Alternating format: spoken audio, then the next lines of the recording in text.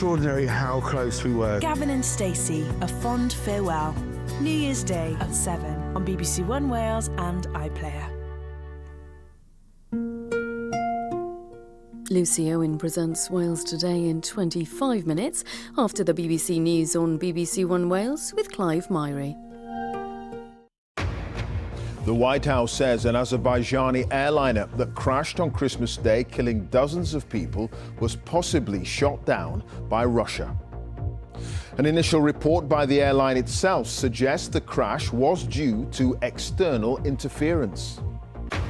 NATO is to beef up its military presence in the Baltic Sea as Russia is accused of sabotaging underwater power cables to Estonia.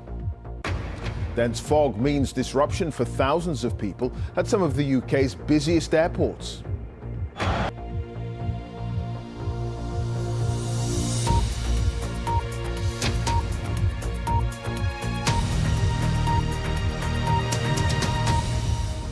Good evening. The White House says it's seen early indications that an Azerbaijani Airlines passenger jet that crashed on Christmas Day, killing dozens of people, was possibly brought down by Russian air defense systems.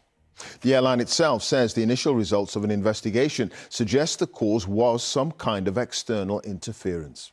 Well, 38 people died when the plane came down 2 miles short of the runway at Aktau Airport in Kazakhstan.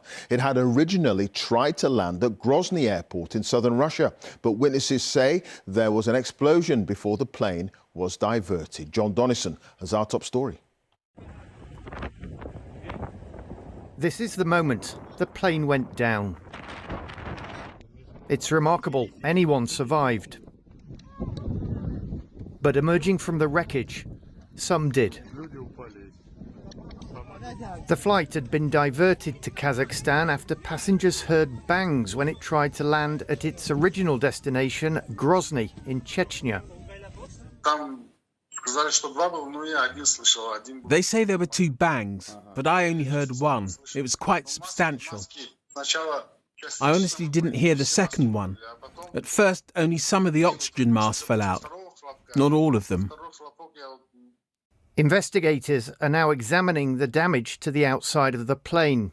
The owner, Azerbaijani Airlines, said only that it had suffered external physical and technical interference.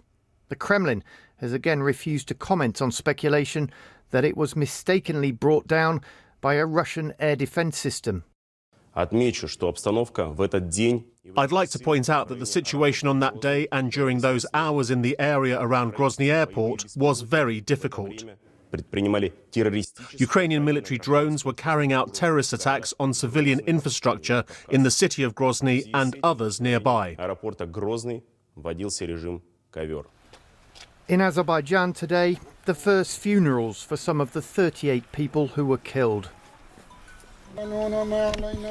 Why they died will take time to find out and will likely be disputed. John Donnison, BBC News.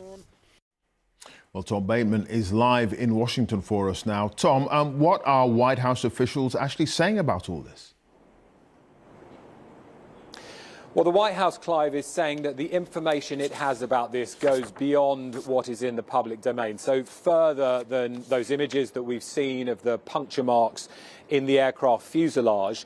The spokesman, John Kirby, was asked directly about the cause of this today and about what they knew. And he said that the early indications would certainly point to the possibility that the jet was brought down by Russian air defense systems.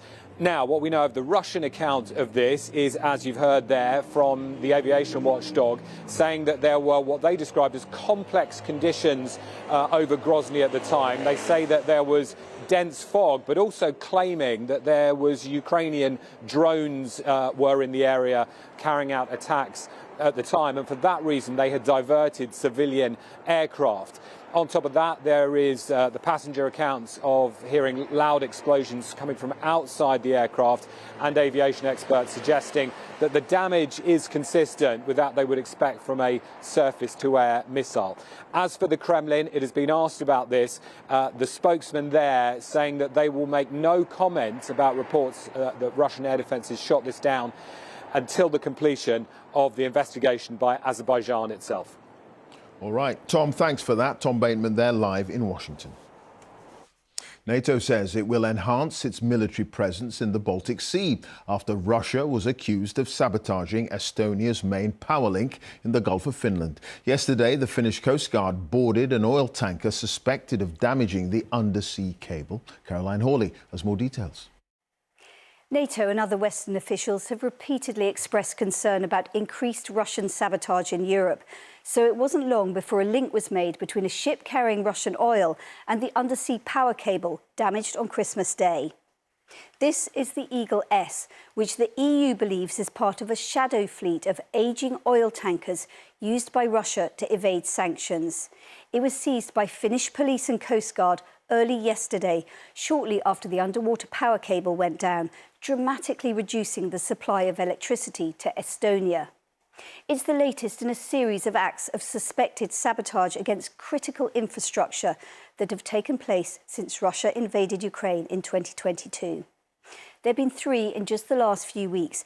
If you look here, you can see a data cable between Helsinki, the Finnish capital, and the German port of Rostock, severed last month.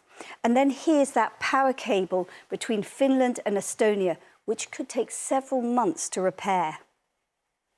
Investigators believe the Eagle S, located here by satellite navigation software after leaving a port in Russia, deliberately caused the damage by dragging its anchor through the cable.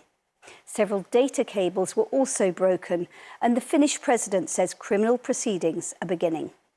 We've got the situation under control, and we have to continue work together vigilantly to make sure that our critical infrastructure is not damaged by outsiders. It's too soon to draw conclusions yet why this happened. We know who did it. There are now nearly 1 million miles of underwater cables carrying electricity and our electronic data, and then also pipelines carrying gas and oil, all vulnerable to attack, which is why NATO is so concerned. This joint exercise last month, called Operation Freezing Wind, involved the navies of 15 countries, including the UK, and nearly 4,000 personnel. They were practicing, among other things, how to detect and respond to threats against critical underwater infrastructure. Today, the Estonian Navy was out patrolling their coastline, guarding the one other power cable still working. NATO has promised today to help Estonia and Finland by enhancing its military presence in the Baltic Sea, although the alliance has given no further details. Caroline Hawley reporting for us there. A man has been charged with murder after the suspected stabbing of 2 women who died in a block of flats in Milton Keynes on Christmas Day. Tiona Grant, who was 24, and Joanne Pearson, who was 38, died at the scene in Santa Cruz Avenue in Bletchley.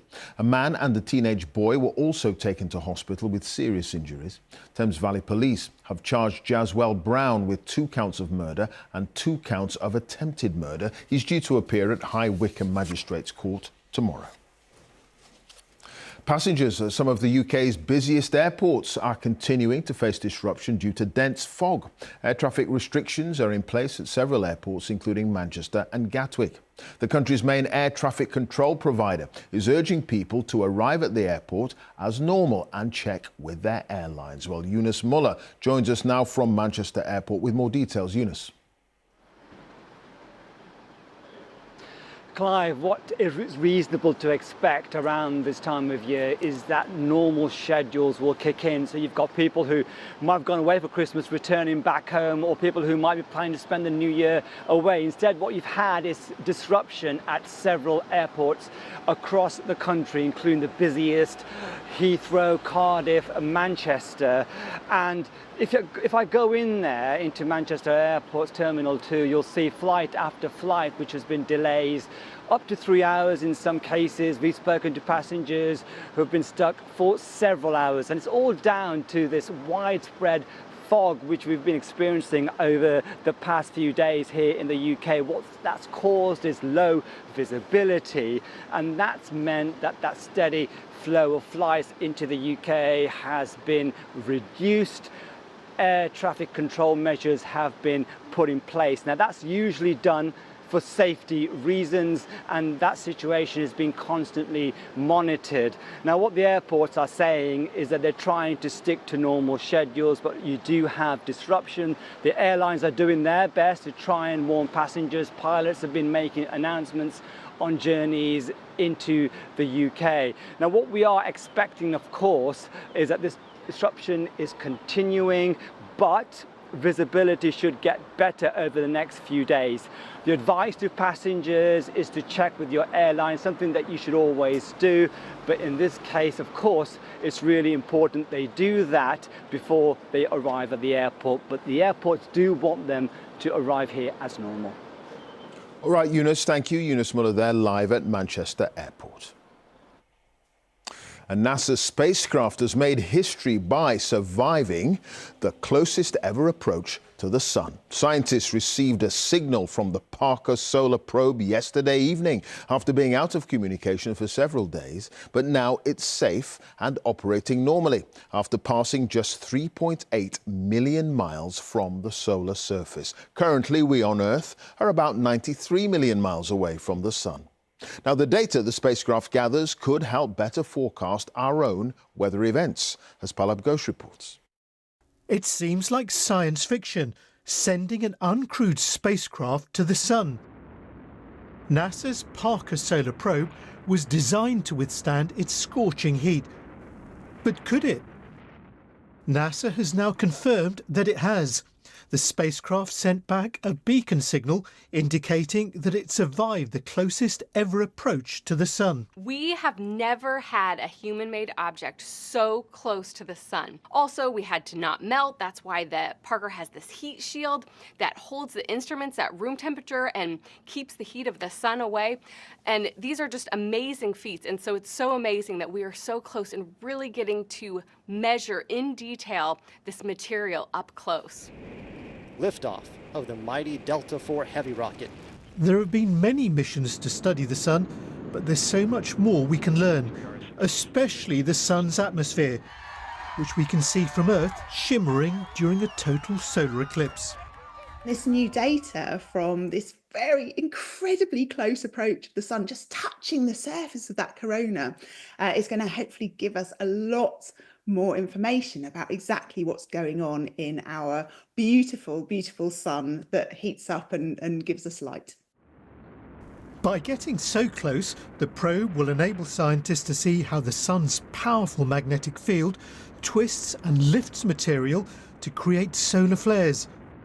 This may help them understand why the sun's atmosphere is so much hotter than its surface, and how it emits a stream of charged particles called the solar wind, which has its effect on Earth when it hits our atmosphere, creating the northern lights.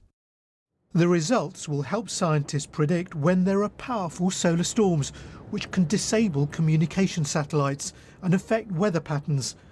The initial data will be sent back by the spacecraft on the 1st of January. Palab Ghosh, BBC News. It's been suggested the UK should make more use of open prisons to avoid overcrowding and reduce reoffending.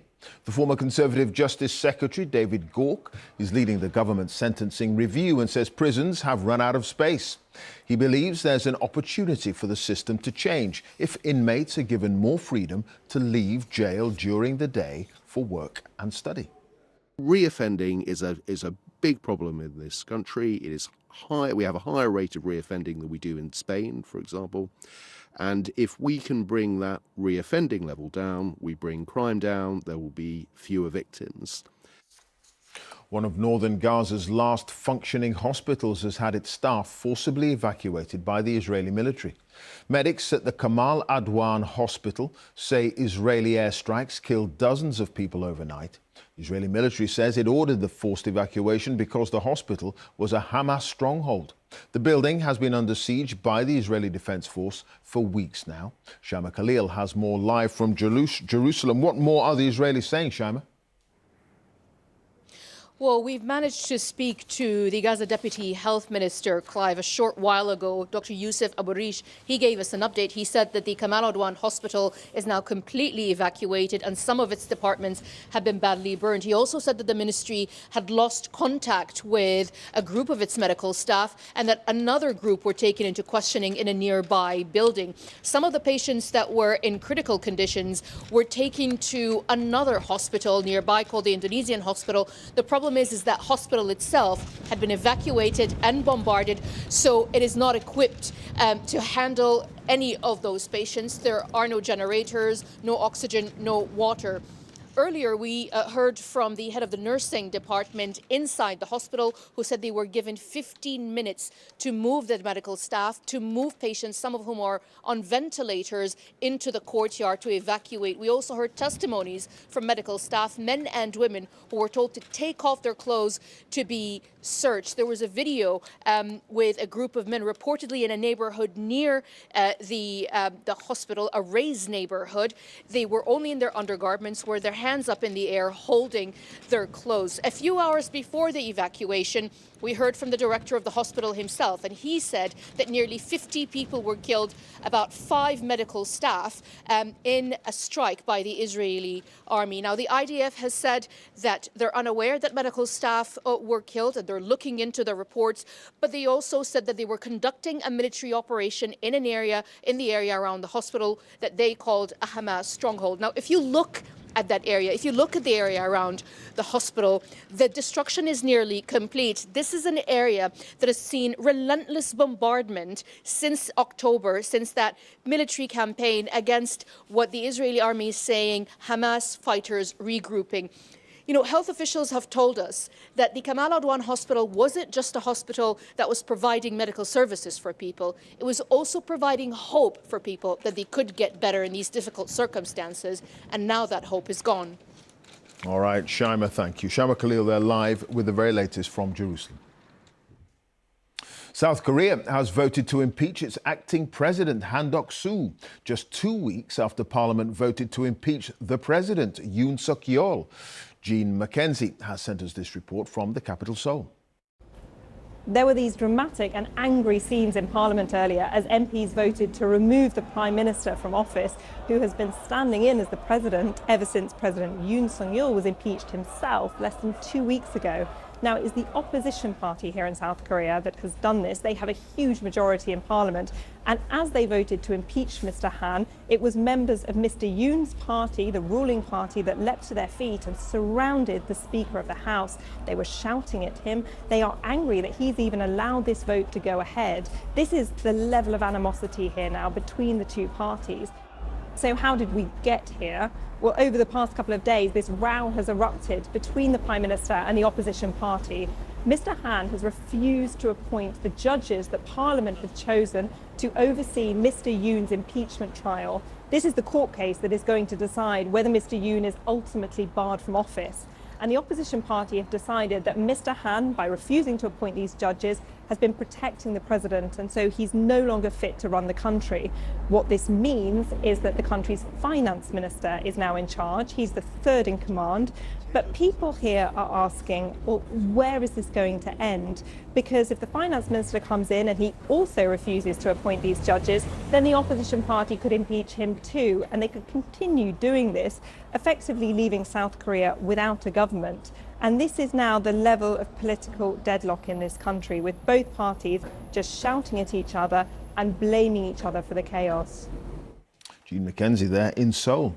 The National Trust is warning that extreme weather is having a huge impact on its buildings and gardens. In its annual review, it says the erratic weather is also affecting wildlife and historic woodlands, as Justin Rolat explains.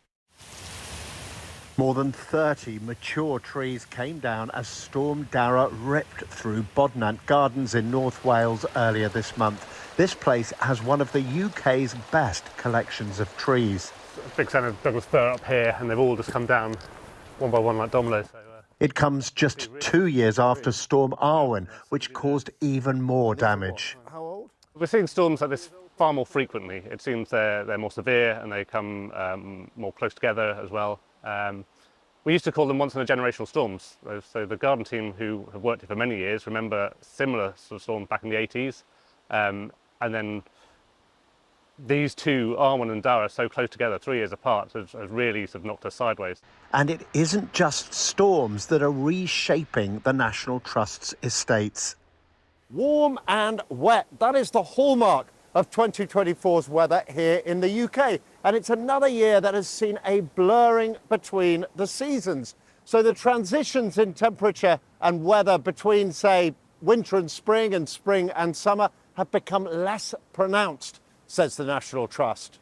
We're seeing this kind of moderate kind of homogenisation of what used to be much more distinct seasonal patterns. But we're also seeing really strained weather patterns. For example, we had snow a few weeks ago, followed by days of kind of balmy weather in kind of the low kind of teens. And if you're an animal going into hibernation, this causes chaos to your kind of natural rhythms. These changes saw bluebells and many other flowering plants flowering later than usual. The wet weather hit bee, wasp, butterfly and moth populations hard, and fewer insects meant bat numbers were down too. But it was a good year for saplings, which need moisture to develop strong root systems, and many species of fungi did well too, as did moisture-loving snails and slugs. Meanwhile, the National Trust reported the establishment of Suffolk's first grey seal colony at Orford Ness. The question now is what to plant in place of the lost trees. They'll need to withstand the climate in 150 years' time. So the National Trust is considering different species better able to cope with the weather extremes we can expect then. Justin Rowlatt, BBC News, North Wales. Arsenal remain unbeaten at home in the Premier League after a 1-0 win over Ipswich tonight. They're now 6 points behind the leaders Liverpool, as Natalie Perks explains. The rest of us may be unsure what day it is, but Arsenal were in no mood to rest, knowing a win would take them second in the league. At the scarier end of the table, Ipswich had a tougher task. Their last...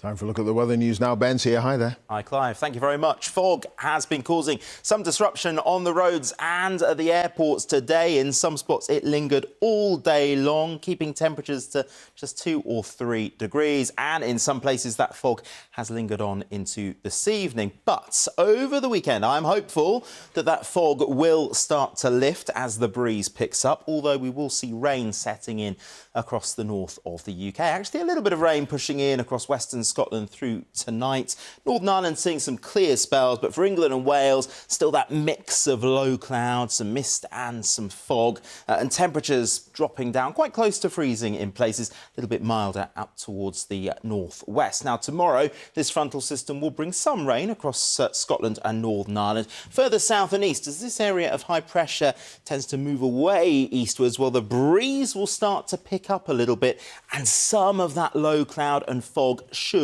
start to lift as we go through the day. Maybe a bit of sunshine there across parts of Wales, northern England. Our weakening weather front bringing a little bit of patchy rain across southern Scotland, Northern Ireland. Sunny skies following on behind. 11 degrees there for Glasgow, but staying quite chilly further south if it does remain grey throughout the day. But as this very weak front clears southeastwards into Sunday, it should clear most of the remaining fog and mist. So a much better chance of sunny spells on Sunday across England, Wales and Northern Ireland. But this rain sets in across the northwest of Scotland, and that will continue not only on Sunday, but actually into Monday and Tuesday as well. It could cause some disruption. And then as we look further ahead through next week, there are changes afoot. Into the new year, it is set to turn colder. It will be windy. There will be rain. There may be snow. Clive. My word, Ben, thank you. Ben Rich there. That's it. Now for the news where you are. Have a very good night.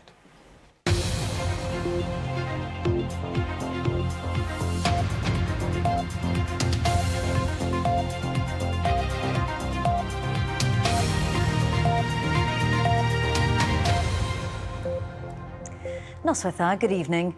Hotel and restaurant owners in rural Wales say they've had to close entire floors of guest rooms and have even offered £500 rewards for new staff as they struggle to find employees. Business owners say despite the situation easing in recent months, they often don't have enough workers. Will Fife has more. 21-year-old Alex Barry has been managing the Red Lion pub in Llangadog for the past few months, but he struggled to find staff for the rural location. It means he spends some days here as the only person on site, changing bedrooms, checking in guests and running the pub. There's just so much to do and so little time to do it. It's unreal at the minute. I put a post up a couple of weeks ago and it took me 2 weeks just to find one person. I tried it on Facebook. I had letters and little bits of A4 paper on the window. I had one person out of 2 weeks.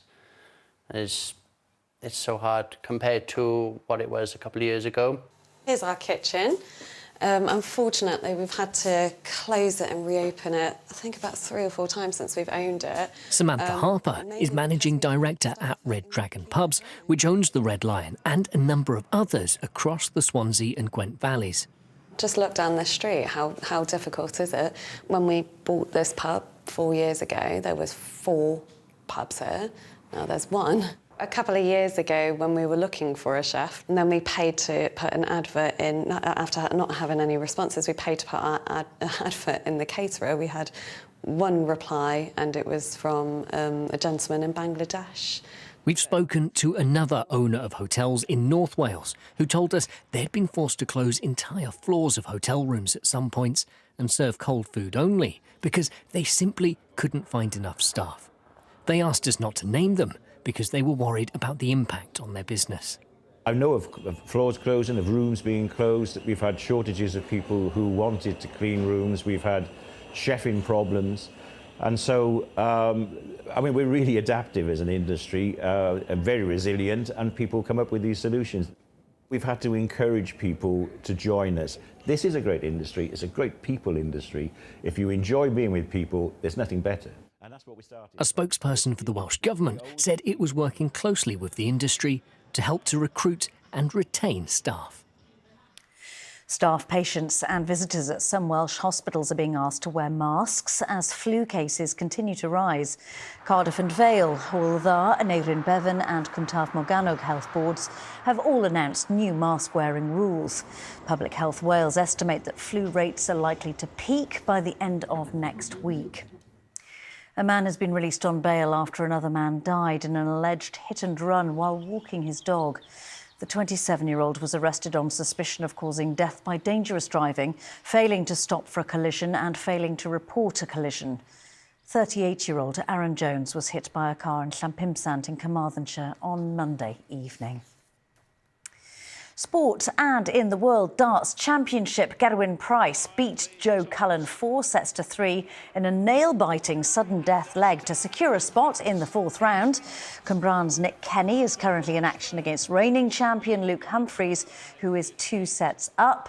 And earlier, Llanelli's Johnny Clayton beat Daryl Gurney 4-3. Time now for a look at the weather, and here's Derek.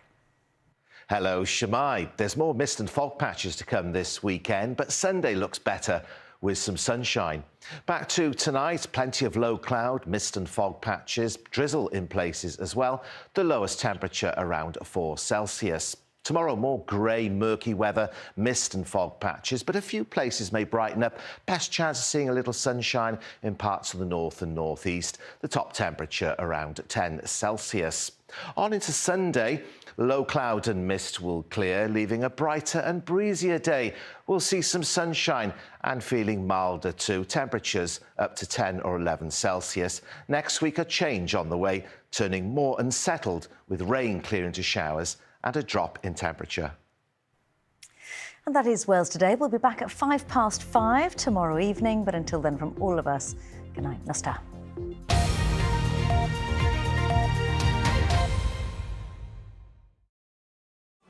A new decade brings change to Poplar. I'm your midwife. The more you tell me, the more I can help you. It was everything. Everything this job is meant to be. The new series of Call the Midwife, due Sunday the 5th of January on BBC One and iPlayer. Christmas has officially begun.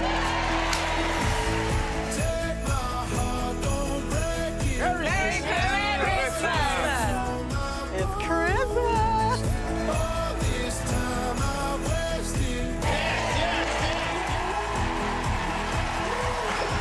I feel like I'm at the greatest Christmas party of all time. Make it a special